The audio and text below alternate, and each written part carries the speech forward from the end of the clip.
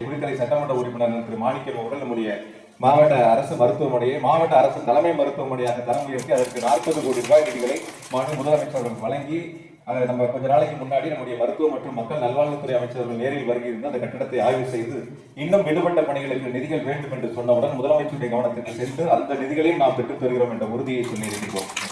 ஒரு மாவட்ட அரசு தலைமை மருத்துவமனையாக தரம் உயர்த்தப்பட்டது மட்டுமல்ல, அதற்காக 40 கோடி ரூபாய் நிதிகளை முதலமைச்சர் அவர்கள் வழங்கியிருக்கின்றார்கள். இனி நாம் மேல் சிகிச்சைக்கு திருச்சிக்கு செல்ல வேண்டிய நிலை இல்லை. நம்முடைய குளித்தலையிலேயே தரமான சிகிச்சையை பெறுவதற்கான வாய்ப்பை நம்முடைய முதலமைச்சர்கள் உருவாக்கி தந்திருக்கின்றார்கள்.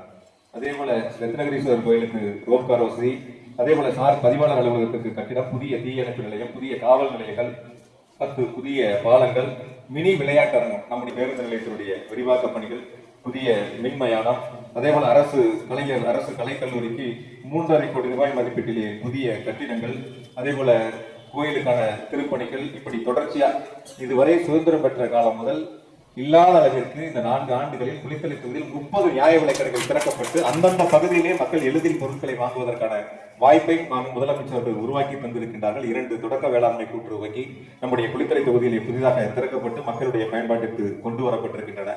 குறிப்பா என்ன சொல்லணும்னா, இந்த 4 வருஷத்துல 3000 கோடி அளவிற்கு நம்முடைய மாவட்டத்திற்கு முதலமைச்சர்கள் நிதிகளையும் திட்டங்களையும் தந்திருக்கின்றார்கள்.